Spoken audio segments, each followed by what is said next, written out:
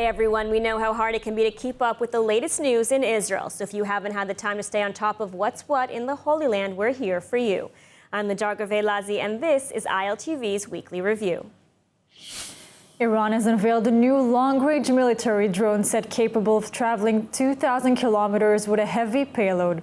The new UAV was unveiled amid threat that it will be used against Israel. And more from ILTV's Steve Leibovich. Iran is once again threatening to destroy the state of Israel.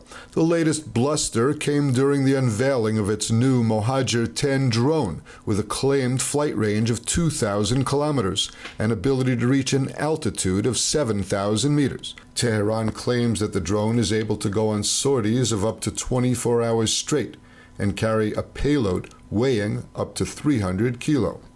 The drone carries a threatening inscription in Hebrew and Persian, "Prepare the shelters." The Iranian Revolutionary Guard published an edited photo of the Iranian drone over Israel with the words, "Prepare for a trip to the Stone Age." Iranian drones have been in the spotlight because Iran supplies Russia with its Shahed 136 model kamikaze drones. کشور ما رو به نحوی این کاری که در صنایع نظامی و دفاعی انجام شده قرار داده که امروز بسیاری از کشورهای منطقه و دنیا نگاهشون به ما کاملا عوض شده. Iran's drones have their origins in the 1980s, but in recent years they've been able to arm the drones and extend their range and abilities.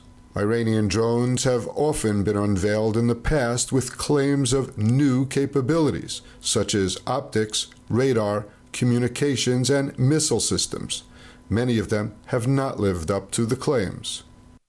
Experience the power of truth with ILTV News. If you're looking for quality content and captivating visuals, join our news community and become an integral part of our team as we embark on a mission to unveil the real Israel, dismantling the web of lies and misinformation that surround reporting on Israel.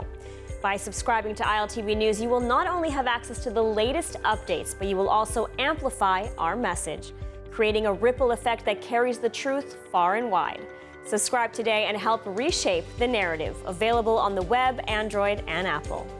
The IDF is still searching for the terrorist gunman who shot and killed the father and his son yesterday in the Palestinian town of Hawara. The army is also working to prevent potential vigilante attacks by the Jewish residents. During disturbances, an Israeli man was moderately wounded by IDF gunfire while throwing stones at Palestinian cars. And ILTV's Steve Leibovich reports. Father and son, Shai Negreker and Aviad Nir, murdered yesterday by a terrorist gunman in Hawara, were today laid to rest in Ashdod. The father and son made the trip from Ashdod to Hawara in Samaria in order to have their car fixed and cleaned. A lone terrorist gunman suddenly approached and shot and killed both men from point-blank range. Shai Silas Negreker was aged 60 and his son Aviad Nir aged 20. They were both declared dead at the scene. The gunman fled and the IDF launched a manhunt while also preparing for potential vigilante revenge attacks. Roads around the area were closed as the search continued. The two men arrived in Hawara several hours before the attack. They took their car to a garage next to the car wash. The attack occurred as the pair were standing by their car while it was being washed. The Hamas and Palestinian Islamic Jihad terror groups both praised the attack. Top Army commanders, including the head of the IDF Central Command, Major General Yehuda Fuchs, and IDF Chief of Staff, Lieutenant General Herzi Halevi, visited the scene.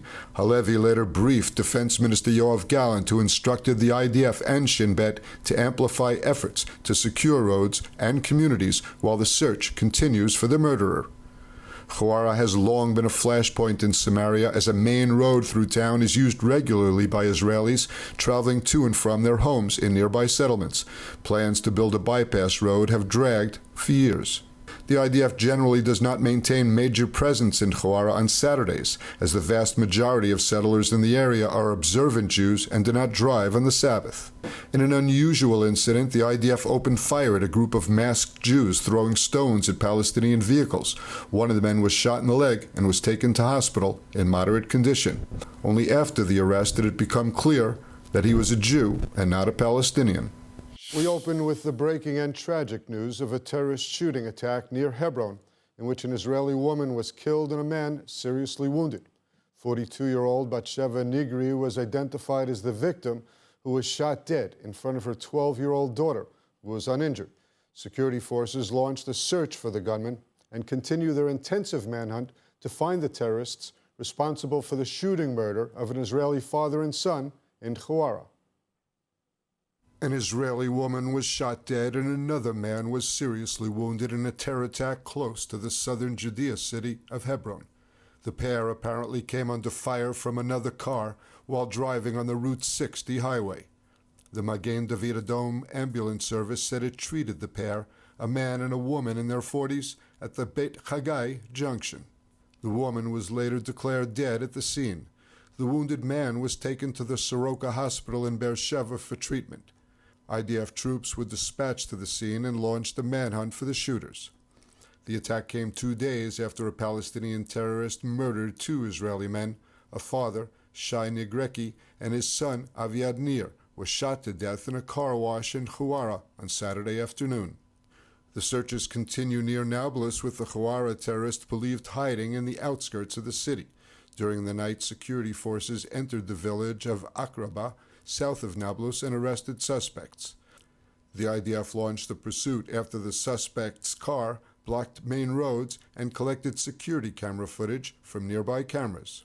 In a separate incident, an Israeli man was attacked and lightly hurt by Palestinians after mistakenly entering the Palestinian town of Turmus Aya.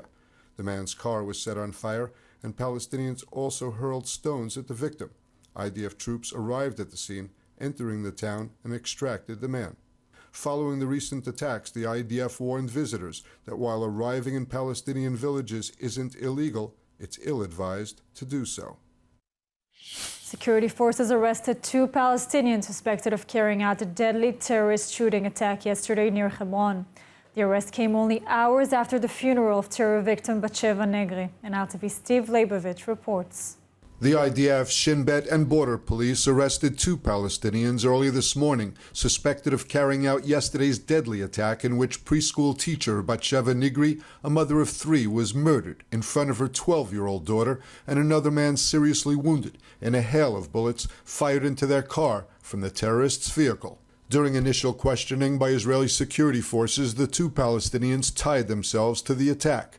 The weapon used in the attack was seized by Israeli forces. It was quick and efficient work by the security forces, who launched a manhunt for the suspects following the attack and closed off a number of roads in the area, questioning Palestinians entering and leaving the city. The IDF had a description of the suspected vehicle used by the gunman to carry out the terror attack. A lead came when security forces found the burned-out vehicle near the Palestinian town of Khalkhul, which matched the description of the car.